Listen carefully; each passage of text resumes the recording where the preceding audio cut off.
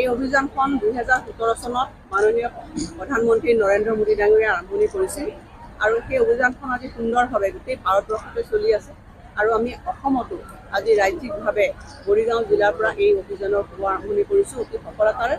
আমি আহ্বান জনাইছোঁ যে শক্তিশালী নাৰী আৰু কিশোৰীসকলক আমি শক্তিশালী কৰা।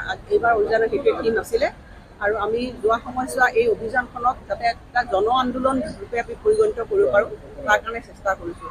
আমি ৰাজ্যখনত দেখিছোঁ যে বিভিন্ন ঠাইত যে চাহ বাগিচা অঞ্চলবিলাকত বা চহৰ অঞ্চলবিলাকত মানুহৰ খাদ্যাভ্যাসটো ইউনিফৰ্ম নহয়, যাতে সেই অঞ্চলবিলাকতো এই অভিযানৰ প্ৰভাৱ পৰে। আপোনালোকে দেখিছে যে আমি কেইখনমান ভানো পঠিয়াইছোঁ অসমৰ বিভিন্ন অঞ্চলবিলাকত গৈ পেলাই এটা বাৰ্তা প্ৰদান কৰা যেন তেওঁলোকে খাদ্যাভ্যাসটোৰ জৰিয়তে গৰ্ভৱতী মাতৃসকলে বা কিশোৰীসকলে বা শিশুসকলে ভাল সুকৃত খাদ্য গ্ৰহণ কৰে আৰু এনেকুৱা এখন সমাজ আমি তৈয়াৰ কৰিব বিচাৰিলোঁ যাত কোনো এগৰাকী কিশোৰীয়ে এনিমিয়া ৰোগত নুভোগে বা এগৰাকী মাতৃৰ মৃত্যু নহয় বা কোনো সন্তানৰ মৃত্যু নহয়। সেই উদ্দেশ্যেৰে এই পোষণ অভিযান আমি প্ৰায় এমহীয়া যদিও এই অভিযানখন আমি গোটেই বছৰে জাৰি ৰাখিছোঁ। বিভিন্ন ধৰণৰ ৰাইজৰ আমি সজাগতা দেখি সঁচাকৈ আনন্দিত হৈছোঁ আৰু এই অভিযানখন সঁচা অৰ্থত যাতে এখন সফল গণ আন্দোলনলৈ পৰিৱৰ্তিত হয় তাৰ কাৰণে মই আপোনাক সকলোকে আহ্বান জনাইছোঁ। নমস্কাৰ, মই অজয় ফুকন আৰু এইখিনিতে সমূহ এনি ভাৰত চেনেলটোৰ যিসকল কৰ্মকৰ্তা আছে সকলোৰে মোৰ ফালৰ পৰা শুভেচ্ছা জ্ঞাপন কৰিছোঁ।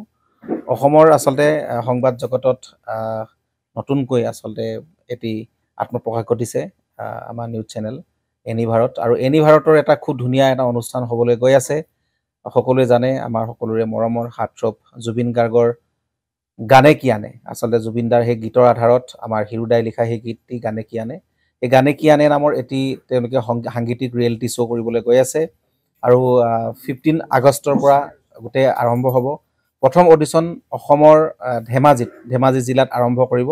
গতিকে সমূহ যিসকল প্ৰতিভা আছে, যিসকলে গান ভাল পায়, যিসকলে তেওঁলোকৰ নিজৰ প্ৰতিভা আচলতে দেখুৱাব বিচাৰে, এই ৰিয়েলিটি শ্ব'ত গানে কি আনে এই প্ৰতিযোগিতাত অংশগ্ৰহণ কৰক আৰু খুব ধুনীয়া আপোনালোকে সুবৰ্ণ সুযোগ লাভ কৰিব।